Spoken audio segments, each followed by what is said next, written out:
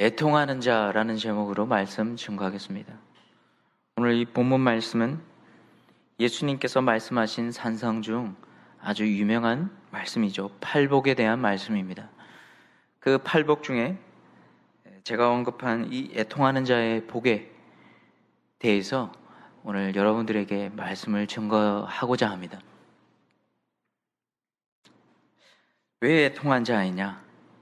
팔복 중에 왜 이 복을 선택하였느냐? 그것은 이 시대를 살아가는 저희들에게 회복되어야 될 복, 우리의 심령 속에, 우리의 가정 속에, 우리의 자녀들 속에, 우리의 교회 속에 정말 회복되어야 되고 반드시 거쳐야 될 이 애통함이 있어야 되기 때문에 그 무엇보다 중요한 것이 이것이겠구나라는 마음이 항상 있어 왔기 때문에 오늘 이 말씀을 여러분들에게 증거하고자 합니다. 세상에는 세상 사람들이 생각하는 복들이 있습니다. 자기가 맡은 분야에 최고 위치에 올라가야지, 세상 사람들에게, 모든 사람들에게 인정을 받는 그 자리에 가야지 성공이요 복이라 그러고, 평생 쓰고도 남을 그런 재산을 축적하였을 때 그것 또한 복이라 얘기하기도 하고, 자녀들이 너무나 잘 되는 것, 세상적으로 말했을 때 그런 것들을 통하여 복이다라고 얘기합니다. 심지어 죽을 때 고통 없이 죽는 것 또한 복이라 얘기한다는 것이죠. 그런데 찬찬히 마태복음 5장에 예수님께서 언급하신 그 팔복의 말씀을 살펴보시면은 세상 사람들이 생각하는 그 복과 정반대임을 알 수 있습니다. 핍박받고 가난하고 의에 줄이고 목마르고 배고프고,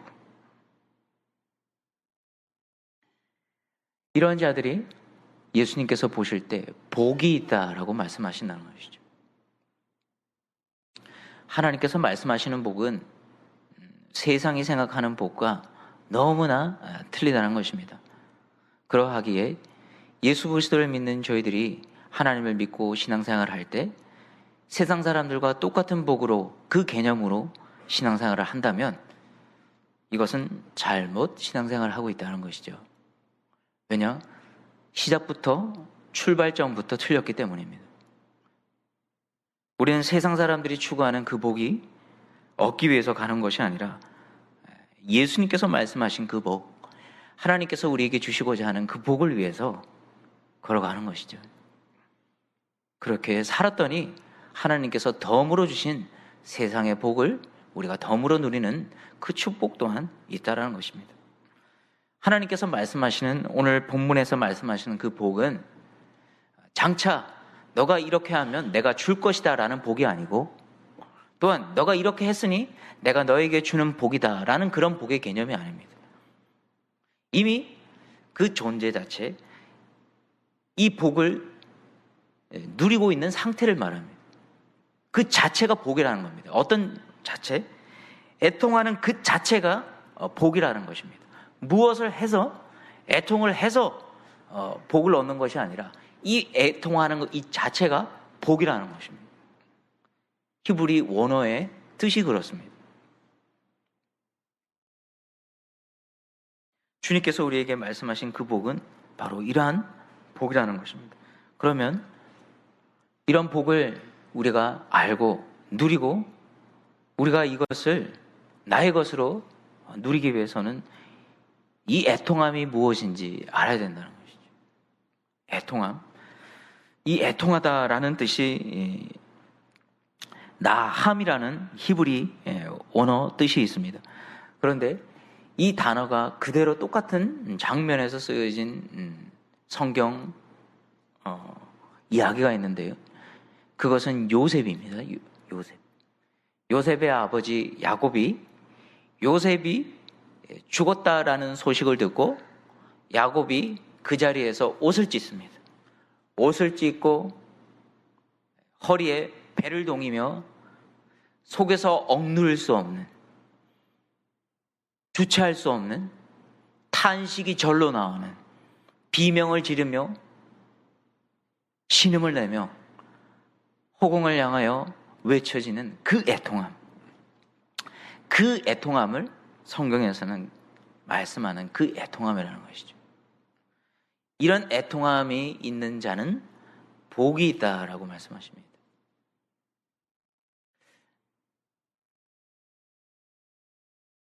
단순하게 그냥 슬퍼하는 정도가 아니라 내 내면에서 도저히 견딜 수 없어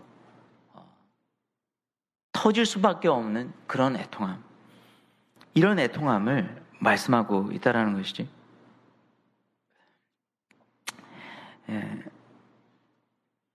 이 애통함에는 우리가 생각하는 단순한 애통함이 아닌 하나님께서 우리에게 원하시고자 하는 그런 애통함이 있습니다. 첫 번째, 그 애통함은 바로 자기 자신의 죄에 대한 애통함이죠. 다윗이 밧세바를 범하였습니다.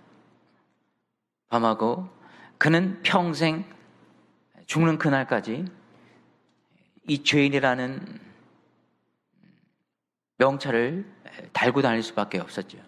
그래서 그는 시편 6편 6절 말씀에 이렇게 말씀합니다. 날마다 하나님 앞에 기도드릴 때 내가 탄식함으로 피곤하여 밤마다 눈물로 내 침상을 띄우며 내 요를 적시나이다.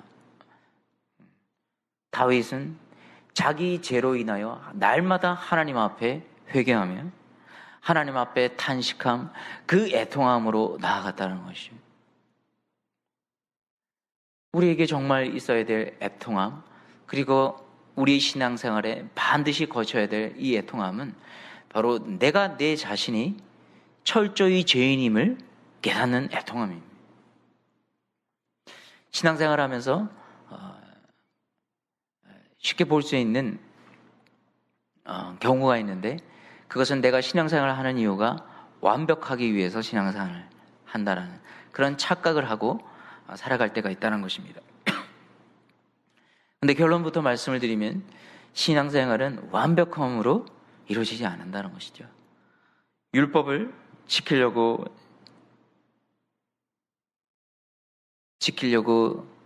하면 할수록 나는 율법을 지킬 수 없는 자임을 깨닫는다는 것이죠. 혹자는 얘기합니다. 다윗이 밧세바만 범하지 않았다면 그의 인생에 오점이었고 정말 위대한 왕이 될 수 있었는데 라고 얘기합니다. 그 실수 하나 때문에.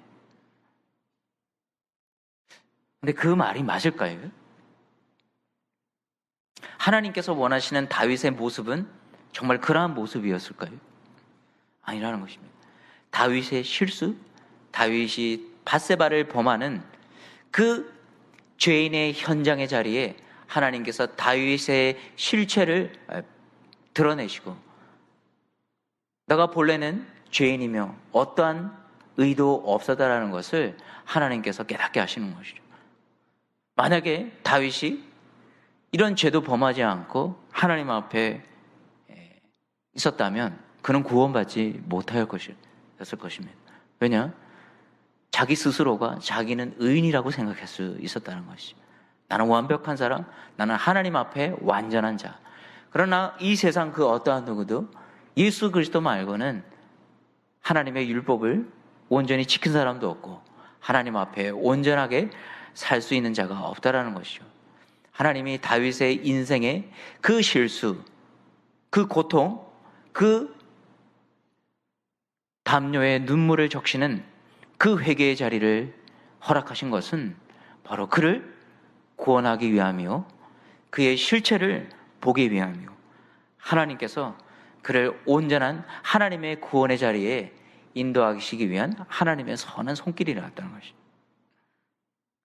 이런 애통함이 있다라는 것입니다. 신앙생활을 하는 우리 모든 사람들 가운데 그래서 신앙생활 할 때 완벽하게 지키려고 하면 할수록 나는 할 수 없다라는 것을 깨닫고 철저하게 나는 죄인이구나 라는 것을 하나님 앞에 애통하며 나아가는 자만이 그 은혜를 안다라는 것입니다.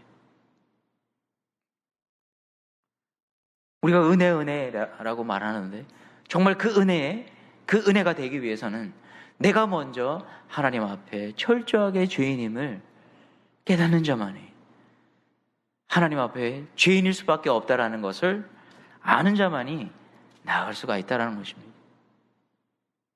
십자가를 보면 볼수록 그 십자가가 나를 위한 자리였고 내가 그 자리에 설 수밖에 없었으나 예수 그리스도가 그 자리에 서신 것으로 인한 하나님을 향한 감사의 마음, 그리스도를 알면 알수록 내 죄가 드러나는 그러한 신앙생활의 순간들, 그런 순간들이 우리들에게 찾아올 수밖에 없다는 것입니다. 이런 애통의 자리가 있어야지만 우리는 하나님의 은혜의 깊이를 알 수가 있다는 것입니다. 또한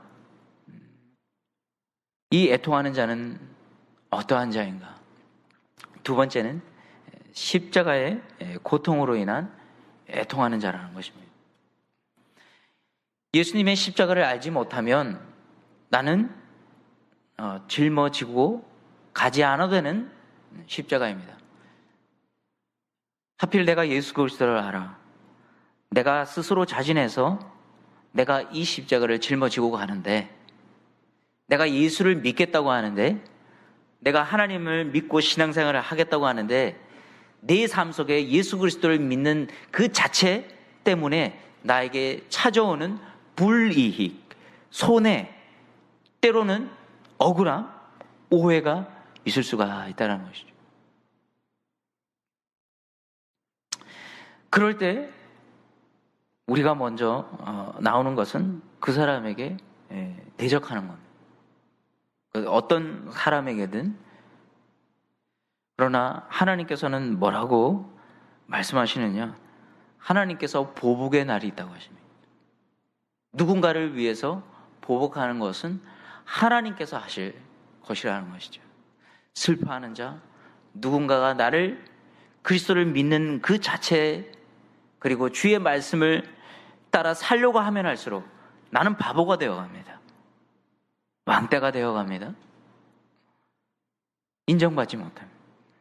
근데 그게 맞다라는 것이죠. 우리는 신앙생활을 하면서 자꾸 누군가에게 뭔가 인정받으려고 그래요. 그러니까 예수님의 삶을 보셔도 예수님은 오늘날까지 유대인들에게 뭐라고 취급당하는지 아십니까? 오늘날 랍비들이 얘기하는 얘기입니다. 우리들 보고, 예수 그리스도를 믿는 저희들 보고, 너희들은 우리가 버린 쓰레기로 왕으로 삼았다 그럽니다. 주님은 오늘날까지도 유대인들에게, 모든 유인은 아니겠지만 거의 대부분의 유대인들에게 인정받지 못하고 그 억울함 속에 계심에도 불구하고 이 모든 심판은 그 하나님의 보복의 날에 맡기셨다는 것이죠. 이건 하나님께서 직접 말씀하신 것입니다. 이사야 말씀에 언급이 되어 있는 말씀입니다. 이사야 61장 1절에서 3절 말씀에 보시면은, 주 여호와의 영이 내게 내리셨으니 이는 여호와께서 내게 기름을 부으사 가난한 자에게 아름다운 소식을 전하게 하려 하심이라.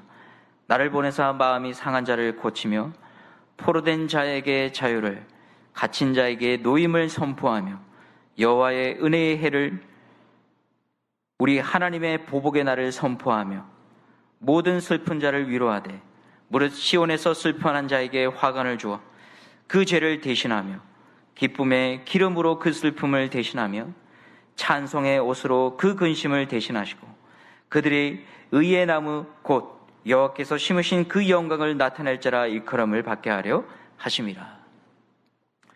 성도의 삶에 슬픔의 날이 있다는 것입니다. 탄식의 날이 있고 애통의 날이 있고, 말씀대로 살아가는데 내 인생이 하는 일마다 풀려지지가 않습니다. 주님 말씀대로 살아가는데 사람들에게 인정받지 못할 일들만 나에게 있다는 것이죠. 그래서 그럴 때 하나님 앞에 애통함으로 나아가는 자는 복이 있다는 것입니다. 복이. 그리고 십자가의 의미를 알 때 우린 진정한 복의 의미를 압니다. 십자가는 잘 묵상하시면은 예수님께서 내가 짊어져야 될 십자가를 짊어지고 가신 것이 아닙니까? 예수님은 아무런 죄가 없으셨습니다. 그런데 예수님이 십자가를 짊어지고 가신 것은 바로 이 강백상에 서 있는 나의 십자가를 짊어지고 가신 것이고, 이 현장에 앉아 계신 여러분들의 십자가를 짊어지고 가신다는 것이죠. 그것은 나의 심판, 나의 죄가를 주님께서 십자가를 짊어지고 가심으로 대신 져셨다는 것이죠. 그래서 예수님은 본인이 짊어지고 갈 필요도 없는 십자가를 짊어지고 가신 것이 바로 십자가에 담겨있는 또 다른 의미가 있다는 것이죠. 주님께서 말씀하셨습니다. 우리에게 누구든지 나를 따라오거든 제 십자가를 지고 나를 쫓아오라. 그렇게 말씀하신 이유는 나는 죄를 범하지 않았습니다. 나는 잘못한 것이 없습니다. 엄연히 교회 안에서, 가정 안에서 내 식구가 분명히 잘못을 했습니다. 그러면 나는 그것을 방관하고 있느냐? 나는 상관없습니다. 내가 한 것이 아니기 때문에. 이건 십자가가 아니죠. 주님께서 말씀하신 십자가는. 그럼에도 불구하고 그의 죄를 나의 죄로 여기고, 그의 실수를 나의 실수로 여기고, 그의 오점을 나의 오점으로 여김으로 하나님 앞에 눈물로 통곡으로 애통함으로 나아가 나의 죄를 용서하십시오. 하나님, 내가 죄인입니다 라고 고백하는 그 자체가 나의 이웃을, 그 내가 아닌 다른 누군가가 범하였던 그 죄를 중보하는 기도라는 것이죠. 이것이 십자가의 애통함이라는 것입니다. 대표적인 구약 성경에 사람이 있었습니다. 느헤미야는 마지막으로 성벽을 재건한 사람이죠. 느헤미야는 이스라엘 백성들의 그 죄악들을 보고 하나님 앞에 그들의 죄악이 나의 죄악으로 여기고 하나님 앞에 중보기도 한 사람이었습니다. 제사장이었고 지도자였습니다. 그런데 느헤미야는 하나님 앞에 그들의 죄악이 나의 죄악입니다. 분리되지 않았습니다. 그 이스라엘 백성들을 분리되지 않았어요. 하나가 되었어요. 교회 생활을 오래 하다가 보면 교회를 옮겨 다니는 사람들이 있죠. 교회를 다니는 지 5년째입니다. 교회를 바꾼 지 5년입니다. 그러면 누가 뭐라 해도 그 사람은 그 교회 성도입니다. 그런데 교회에 오점이 있습니다. 그리고 실수투성이가 있습니다. 교회에 죄악들이 넘쳐납니다. 근데 항상 얘기를 할 때 자기는 그 무리와 분리되었음을 얘기합니다. 나는 그들과 전혀 상관없는 자. 정말 주님께서 말씀하신 십자가가 그런 걸까요? 누군가의 죄를 지적하고 누군가의 오점을 얘기하는 것은 쉽습니다. 그러나 그 죄악된 실수와 그 사람들의 실수와 그들의 오점을 나의 오점과 나의 십자가로 여기고 하나님 앞에 눈물로 통곡으로 그들을 위해서 중보하는 사람은 적습니다. 오늘 하나님께서 이런 애통한 자가 교회에 있을 때 이 교회가 어떠한 역사가 일어날지 우리는 불을 보듯 뻔하지 않습니까? 이런 사람들로 한 분 한 분 채워질 때 정말 이 교회에 어떻게 사랑이 없을 수가 있으며 용서가 없을 수가 있으며 성령의 충만함이 없을 수가 있겠냐는 것이죠. 주님은 이런 십자가에 대신 짊어지고 가는 그 성도의 애통한 사람을 찾으신다는 것입니다. 우리는 복의 개념을 다시 생각해야 됩니다. 그리고 세 번째, 하나님은 이 말씀을 통하여 어떠한 애통한 자를 말씀하시고 있는가? 바로 하나님의 안목으로 세상을 바라보는 애통함이죠. 하나님의 눈으로 이 세상을 바라보는 눈, 하나님이 보시는 눈으로 동일하게 나도 이 세상을 바라보는 눈으로 바라볼 때 그 애통함이 나온다는 것입니다. 주님이 눈물이 흘렀던 장면이 있습니다. 누가복음 19장 41절에서 44절 말씀해 보시면 예수님께서 십자가에 못 박혀 죽기 바로 직전에 예수님께서 예루살렘 그 겟세마네 동산에서 그 예루살렘 성을 보시고 그들의 임박한 멸망, 그들의 하나님께서 그들에게 부으실 맹렬한 진노, 그것을 예수님께서는 보셨죠. 그리고 예수님은 우셨습니다. 그 말씀에 기록되기를 가까이 오사 성을 보시고 우시며 이르시되 너도 오늘 평화에 관한 일을 알았더라면 좋을 뻔하였거니와 지금 내 눈에 숨겨졌도다. 날이 이를지라 내 원수들이 토둔을 쌓고 너를 둘러 사면을 가두고 또 너와 및 그 가운데 있는 네 자식들을 땅에 메어치며 돌 하나도 돌 위에 남기지 아니하리니 이는 내가 보살핌 받는 날을 알지 못함을 인함이라 하시니라. 예수님은 그들의 심판, 그들의 멸망을 보고 우셨다는 것입니다. 애통함이 있으셨죠. 마음이 찢어지는 아픔이 있으셨습니다. 동일하게 우리가 하나님의 안목, 그 시선으로 이 세상을 바라볼 때 애통할 일이 너무나 많다는 것입니다. 너무나. 지금 이 순간에도 병원에서 낙태로 죽어가는 아이들이 하루 만에 40만 명이 넘는답니다. 하루에. 아이들이 칼에 갈려서 죽어가는 아이들이 그렇게 많다는 것이죠.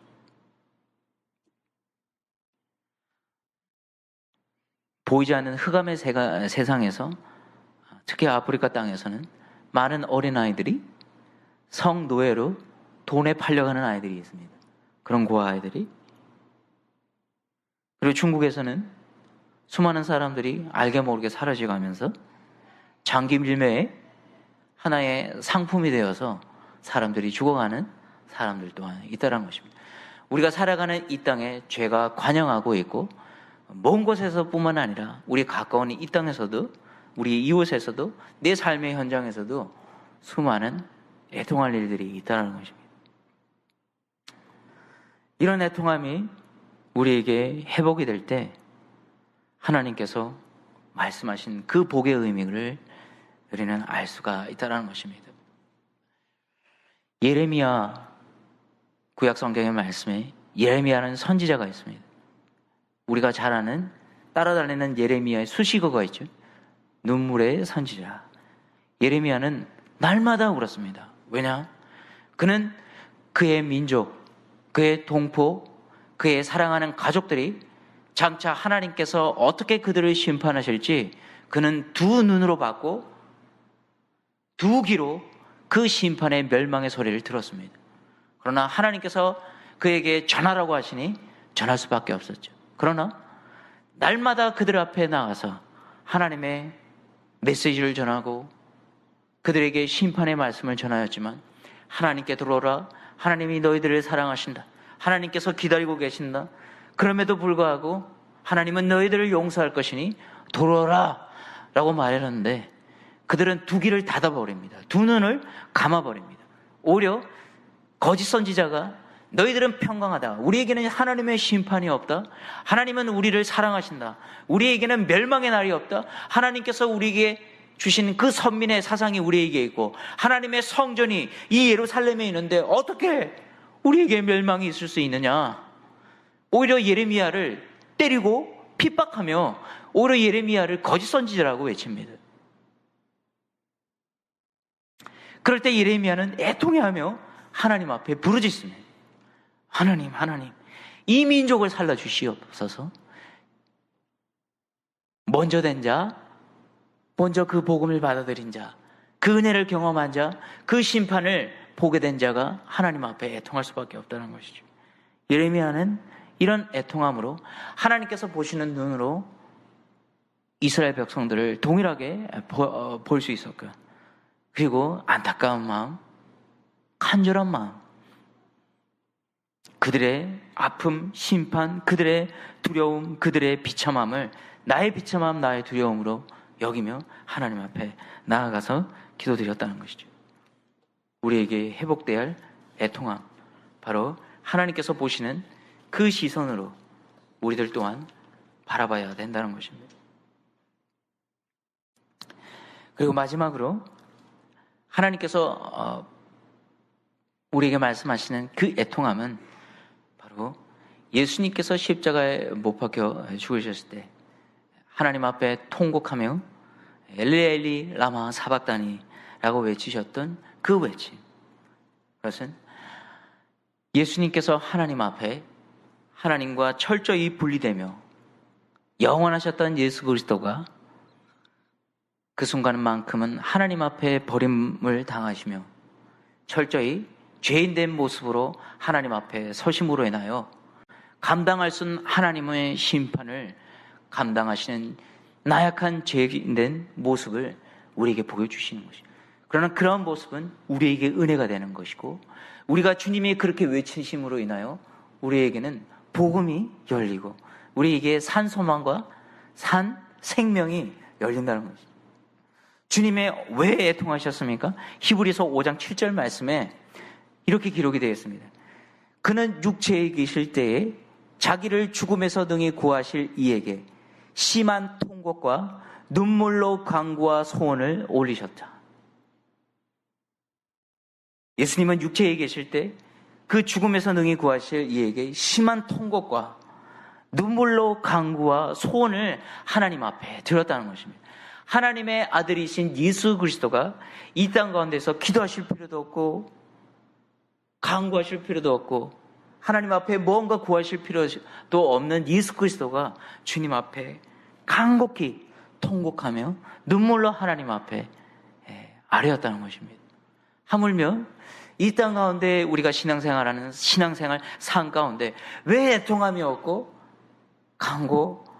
간구하며 하나님 앞에 눈물을 흘리며 하나님 앞에 기도할 일이 왜 없겠냐는 것이죠. 이건 성도의 삶에 반드시 필연으로 올 수밖에 없다는 것입니다. 신앙생활하는 성도들 가운데 애통함이 없는 것은 단 두 가지입니다. 그 첫 번째는 정말 그 사람이 지상낙원 같은 곳에서 살고 있기 때문에 애통함이 없거나, 아니면 하나님의 마음, 그 복음, 그 진리, 그 하나님의 은혜를 모르거나, 그 둘 중에 하나입니다.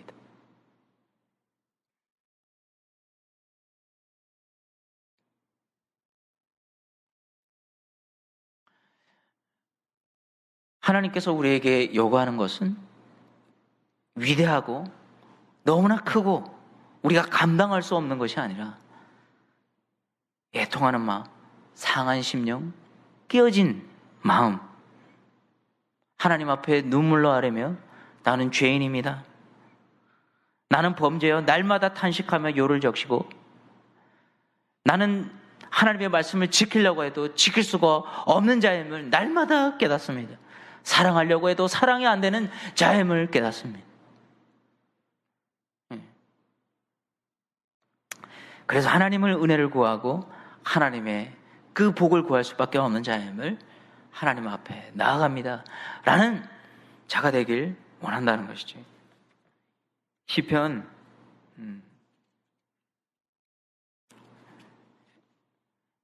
51편에 말씀해 보시면 다윗의 한 고백을 보고 제가 마무리하겠습니다. 다윗의 고백입니다. 시편 51편 17편. 하나님께서 구하시는 제사는 상한 심령이라.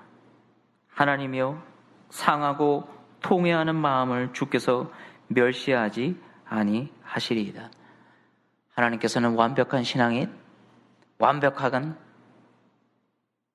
자를 찾으시는 것이 아니고 실수투성이고 죄가 많고 누가 봐도 오점투성이고, 그러나 그 속에 있는 소중한 것, 그 사람이 가진 복, 애통함, 하나님이 없으면 살 수 없다라는 그런 고백, 나는 죄인입니다라는 그런 고백으로 날마다 살 수밖에 없는 그런 자, 마음이 깨어져서 산상조각난 그 삶의 인생을 하나님께서는 한 조각 한 조각 모으셔서 나중에 하나님 앞에 배울 때 내 인생에 조각난 그 조각들을 나는 깨어지고 버려진 인생, 상처난 인생, 아무 쓸모없는 인생인 줄 알았는데 주님의 그 보좌의 앞에, 주님의 그 하나님의 나라에 갔을 때 내 인생을 봤을 때 하나님께서는 그 조각난 나의 인생의 조각으로 모자이크를 만드셔서 아름다운 그림의 한 폭을